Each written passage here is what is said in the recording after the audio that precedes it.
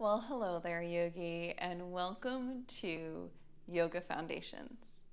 This program has been in my mind and in my, you know, essence, like churning around in the back of my head for years.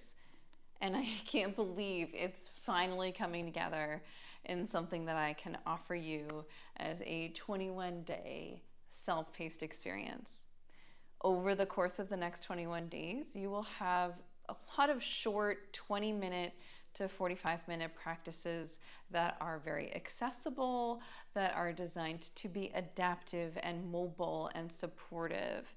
They are a mix of pre-recorded classes that I've done here in the studio and live classes that I've taught to people in our live studio weekly class. You can always join in Yoga Foundations, the live version, on my Thursday morning classes. Check the schedule online for availability. Or you can continue with these self-paced programs and really build in a solid foundation of yoga practice. Today's experience is a beginning point. We'll have a short practice where we get into the big question of, what is yoga?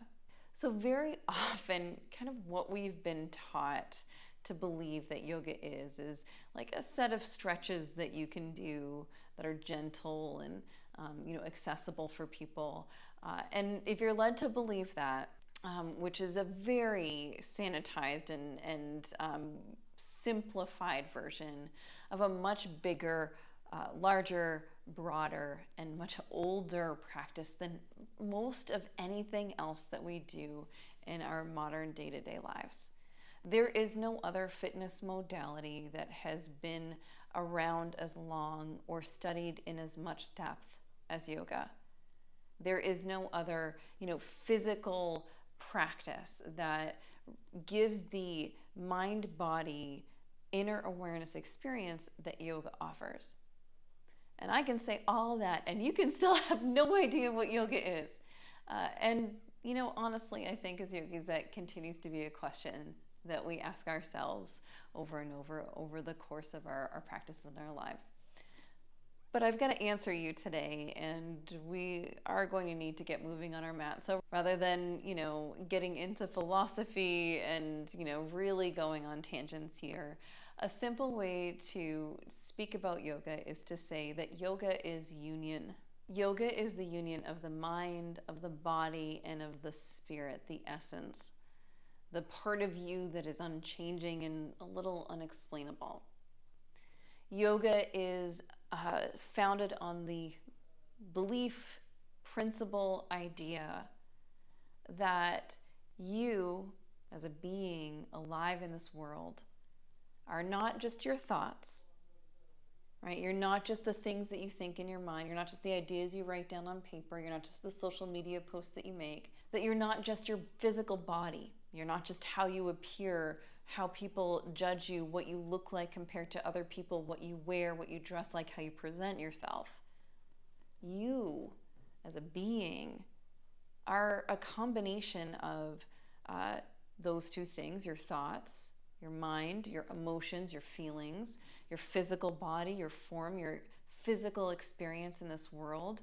You're a product of the environment in which you live, the environment in which you were raised, the family system in which you have lived, the family system in which you maintain, the social cultural experience of your time in history, and where you live, and the things you read, and the experiences that you have, the movies that you watch, the media that you experience. You are this wild combination of all of the experiences in your life brought into a physical body and some opinions and thoughts and a unique voice and a completely unique and different perspective. There are no two humans that are alike, in part because even when we are raised in these same conditions, in the same households, in the same environments, even when we share the same DNA, like in twins and triplets and quadruplets, even then, personalities are different. It's that aliveness that you can't quite explain. Yoga is founded on the idea that there is more to you than can be explained with words or thoughts or feelings or physical appearances. And so with that, yoga becomes this practice of bringing together that essence, that unexplainable essence of you. The thoughts that may be running on your mind, maybe on repeat right now, and your physical body, the physical experience you are having in this moment, in this physical structure of bones and skin and muscle and tissue. You are a combination of all these things. And so we bring it all together in the yoga practice and on the yoga mat. So with all that, I've been pretty chatty and we have not moved at all. So we're going to get started moving today, and you'll see if you've watched my how to sit video, which is a part of this series, then you know there is more to sitting than just plopping yourself down on the earth. And here in yoga, we care about that because we care about not just the physical experience that you're having in practice, but how that physical experience affects your mental, emotional ability to be present in the moment. Right? So you might not be conscious of it, but if your hips are not well supported, some part of you is going to have a difficulty listening and hearing and paying attention to the instructions you're given. So we're all going to take a moment right now.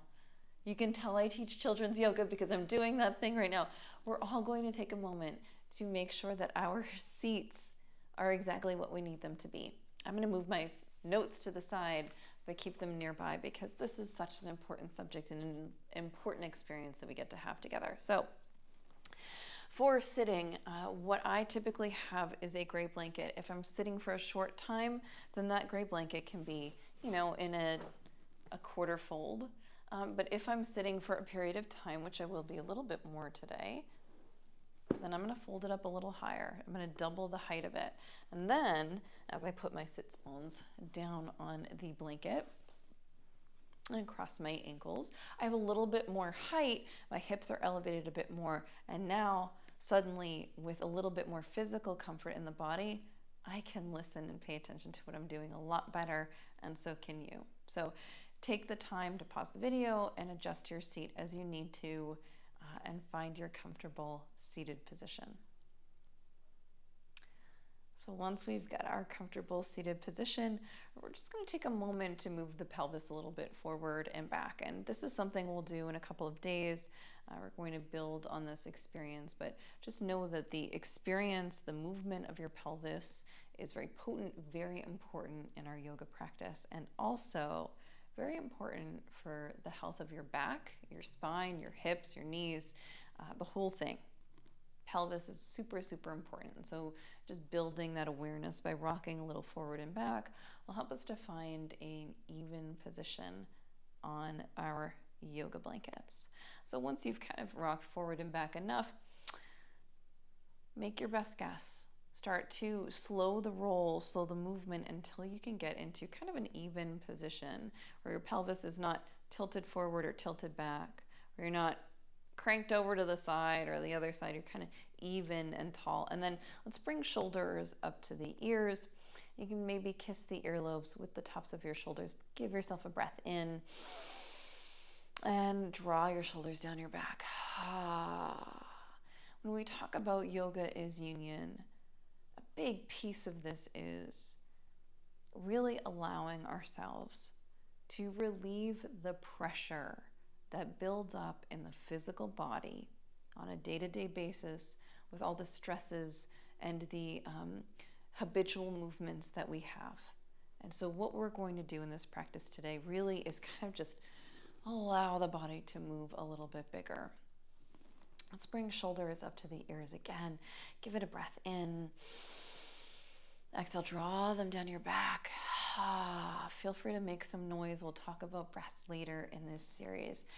Just a couple more. Inhale up to the ears. Exhale down the back. One more inhale up to the ears. Exhale down the back. Perfect. Now let's give the chin some movement just by guiding the head a little bit in each direction. We're not looking up, we're looking dead on the horizon. Not changing the head at all, just allowing it to move a bit side to side. And later in this series, I have a neck magic video for you that will be delightful. So just stay tuned. And now let's do some little circles with the nose. So see, we're tracing a circle in the air with the nose, and then slowly move in the opposite direction. Perfect. Sending your arms out to the sides. Let's stretch arms out nice and long. Get those fingers nice and long. Flip your palms up to the sky. On an inhale, stretch and breathe. On an exhale, arms down along your sides. Ha. Inhale, flip palms up to the sky. Exhale, hands to the earth. Ha. You've got 3 more just like this. Inhale. Exhale. You're going to hear me breathe a lot. Just get used to it. Inhale up. Exhale down. Let's do 1 more for good measure. Let it go. Perfect. Bring your hands onto your knees. Maybe close your eyes, maybe soften your gaze. I promise I'll tell you when to open your eyes so you can close them. And if you drift off a bit, guess what? This is a video. You can rewind. I guess we don't rewind anymore, right? Because we don't have videotapes. There's my age. So, as we have our eyes closed, we're taking a moment to find our seat. I want you to start to draw your attention inward. This might be the most stirring and scary experience that we do on the yoga mat. You didn't know that this could be such a challenge, but it's true. Gazing inward sometimes can be really jarring and unsettling. And so let's just keep it light, close your eyes. And then if I were to ask you, what does it feel like in your shoulders? The inside of your shoulders, what do they feel like? Do you notice any tension? Do they feel nice? Are you noticing that one side is a little bit more, tense than the other? And just be aware of that. In yoga, one of the beautiful things that we do and that we'll continue to practice is observation without judgment. Man, this is the scariest stuff that we do. We are hardwired to judge and to assign value, good, bad. I am good, I am bad. My shoulder's good, my shoulder's bad. But maybe for today, let's find something neutral, like my shoulder is a shoulder. My shoulder has tension. The tension is a product of movement and experience. And because the experience in the shoulder is a product of movement and experience, through movement and experience and also a little attention, we can unwind that shoulder tension and change the experience in the shoulder. Together, we're going to do some seated twists just to open up the spine a bit. Inhale, flip the palms, reach hands up to the sky, maybe add that breath. And then let's twist with the arms in the air, twist it up, and then drop your hands down. Doesn't matter which side. We have 2 sides, we'll get to both. You can press down into the ground if your back fingers are touching the earth. Maybe grow a little taller in your spine. And maybe twist and wrap your shoulders a bit more.